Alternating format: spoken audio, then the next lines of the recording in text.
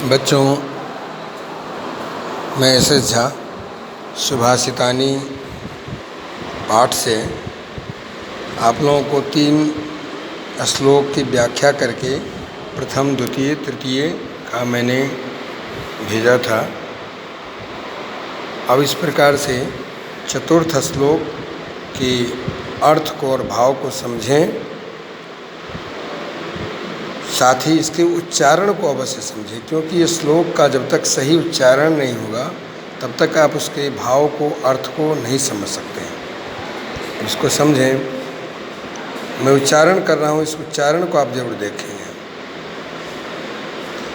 उदीरितो अर्थ पशुनापि गृह्यते हयाश्च नागाश्च वहन्ति बोधिता अनुक्तमप्युहति पंडितो जन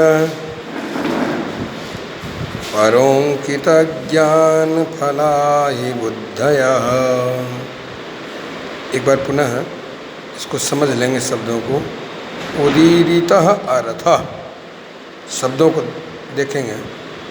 उदीरिता यहाँ पर विसर्ग हो जाएगा। अर्थः पशुना अपि, तृतीया व्यक्ति पशुना अपि गृह्यते।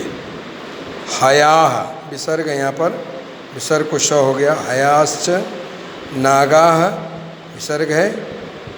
च दोनों में शत्रु संधि विसर्ग का हो गया। वहन्ति बोधिता अनुक्त मप्युहति अनुक्तम अपि उहति पंडित जनः। पंडितः जनः पंडितो जनः, इसमें ओ हो गया आदेश। जैसे आप गुण संधि पढ़े हो ना, सूर्य जोर उदय सूर्योदय, तो पंडित जो जन। और विसर्ग संधि आप करोगे तो विसर्ग को उत्व आदेश हो जाएगा, विसर्ग को अ, जैसे यशः जोड़दा यशोदा। आप आगे एक देखें। पर इंगित ज्ञान फला हि बुद्धयः। आप जब इस तरीके से आप शब्द को समझेंगे तो अन्वय के माध्यम से देखिए। पशुना अपि उदीरितः, पशु भी दिए गए निर्देश के अर्थ को गुह्यते, यानी उस कार्य को संपादित करते हैं। यानी जैसा पशु को दिया जाए निर्देश, उसी के अनुसार वे करते हैं। हया नागा च बोधिता, घोड़े हाथी जैसे बोधित किया जाता है वैसे भार को वो वहन्ति ढोते हैं। पंडितः जना, परंतु पंडित जन अनुक्तम अपि उहति बुद्धयः। जो पंडित जन होते हैं, जो विद्वान होते हैं, वे इस कार्य को, अर्थात जो शब्द कहा जाए उसको कहने की आवश्यकता नहीं, वे स्वयं बोधिता।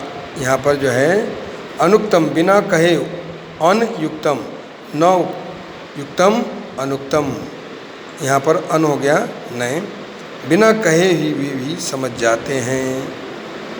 पर इंगित ज्ञान फला ही बुद्धया, परंतु जो बुद्धिमान होते हैं, पर इंगित ज्ञान, जो दूसरे की इच्छा क्या है, संकेत क्या है, संकेत युक्त वाले, अर्थात संकेत से, ज्ञान से जो इशारा किया जाए उस ज्ञान रूपी फल को वो समझ जाते हैं। अर्थात ऐसा मुझे करना है, ऐसे करने वाले बुद्धिमान कहलाते हैं। अर्थात पशुओं में, विद्वानों में, इनमें अंतर किया गया और बुद्धिमान में सबसे अच्छा कौन माना गया है? बुद्धिमान, जो अनुमान लगा ले कि इस व्यक्ति को ये कहना है और उस कार्य को संपादित कर ले। पुनः आइए इस श्लोक को देखें। ये 5वां।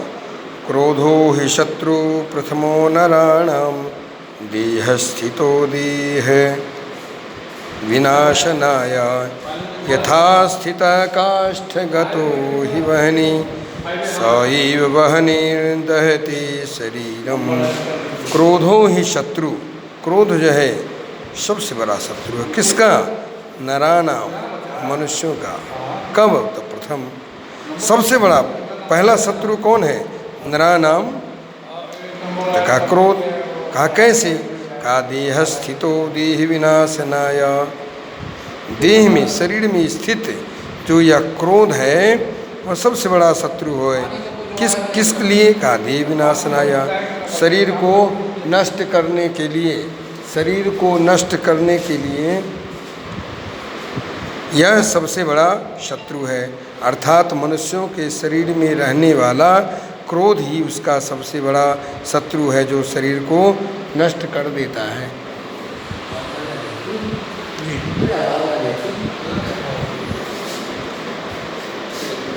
यथा स्थितः काष्ठगतो हि वह्नि, किस प्रकार से वह शरीर को नष्ट करता है। कहा काष्ठगतो हि वह्नि, काष्ठ के अंदर गत माने रहने वाला, जैसे अग्नि यथा स्थित, जैसे उसी में है।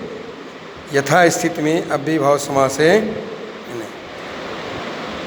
शक्त्यानुसारम जैसे होता है, शक्ति अनुसारम यथाशक्ति, वैसे यहाँ था यथा स्थित है। तो उसी में, यथा उसी में स्थित, किसमें? काष्ठगतो, लकड़ी में स्थित अग्नि जो है, स वह्निर्दहते शरीरम, वह अग्नि ही लकड़ी को जला डालती है। यदि लकड़ी पे लकड़ी का घर्षण किया जाए तो उससे अग्नि उत्पन्न होती है और उससे लकड़ी ही जल जाती है पहले, है नहीं। इसी प्रकार से शरीर में स्थित क्रोध जो है शरीर को जला डालता है, शरीर को भस्म कर देता है। अतः क्रोध का परित्याग करना चाहिए। आप यहाँ अन्वय के माध्यम से भी देखेंगे। नराणाम देह विनाशाय, मनुष्यों के देह विनाश, शरीर को नष्ट करने के लिए प्रथम शत्रु शरीर में ही स्थित क्रोध है।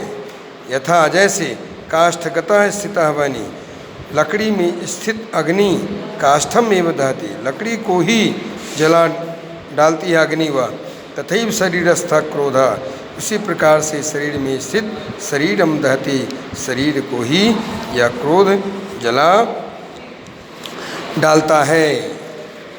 आइए यहाँ संगति का प्रभाव बताया 6ठे श्लोक में। मृगा मृगै संगमनुव्रजन्ति, गावश्च गोभीतुरगास्तुरंगै, मूर्खाश्च मूर्खाय सुधिया सुधीभिः,